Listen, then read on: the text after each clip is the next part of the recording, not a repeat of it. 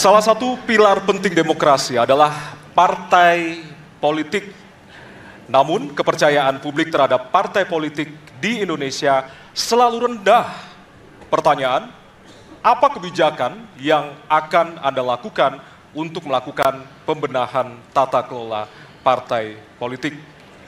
Waktu untuk menjawab 2 menit dimulai dari sekarang. Saya rasa lebih dari sekedar partai politik. Rakyat tidak percaya kepada proses demokrasi yang sekarang terjadi.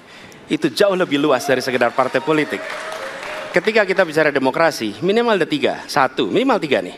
1 adalah adanya kebebasan berbicara. Yang kedua, adanya oposisi yang bebas untuk mengkritik pemerintah dan menjadi penyeimbang pemerintah. Yang ketiga, adanya proses pemilu, proses pilpres yang netral, yang transparan, jujur, adil. 3. Dan kalau kita saksikan akhir-akhir ini, 2 ini mengalami problem. Kita menyaksikan bagaimana kebebasan berbicara menurun, termasuk mengkritik partai politik. Dan angka demokrasi kita menurun, indeks demokrasi kita.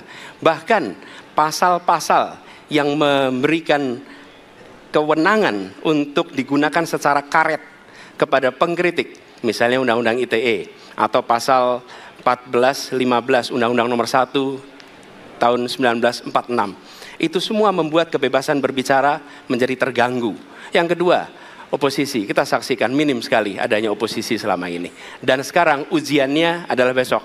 Bisakah pemilu diselenggarakan dengan netralitas, dengan adil, dengan jujur? Ini ujian ketiga. Jadi persoalan demokrasi kita lebih luas dari segala persoalan kepada partai politik. Nah, bagaimana untuk partai politik sendiri? Partai politik perlu mengembalikan kepercayaan. Tapi di sini ada peran negara. Menurut saya salah satu masalah yang mendasar partai politik ini memerlukan biaya. Dan biaya politik selama ini tidak pernah diperhatikan di dalam proses politik. Untuk kampanye, untuk operasional partai, semua ada biayanya. Sudah saatnya pembiayaan politik itu dihitung dengan benar, ada transparansi, sehingga rakyat pun melihat ini institusi yang bisa dipertanggungjawabkan. Jadi salah satu reformnya adalah reform pembiayaan politik oleh partai politik. Terima kasih. Baik. Waktu sudah habis, terima kasih. Kini kami persilakan calon presiden nomor urut 2 untuk menanggapi jawaban calon presiden nomor urut 1. Waktunya 1 menit dimulai dari sekarang. Mas Anies.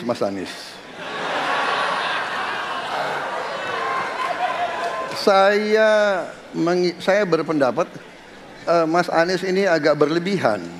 Mas Anies mengeluh tentang demokrasi ini dan itu dan ini. Mas Anies dipilih jadi gubernur DKI menghadapi pemerintah yang berkuasa.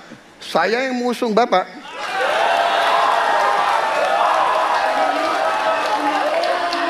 Kalau demokrasi kita tidak berjalan, tidak mungkin Anda jadi gubernur.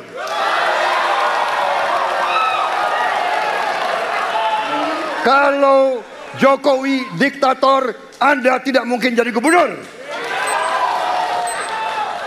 Saya waktu itu oposisi, Mas Anies. Anda ke rumah saya, kita oposisi, Anda terpilih. Waktu habis, Bapak.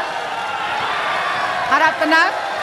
Bapak Prabowo. Baik, para pendukung, kami mohon untuk tenang, para pendukung. Para pendukung.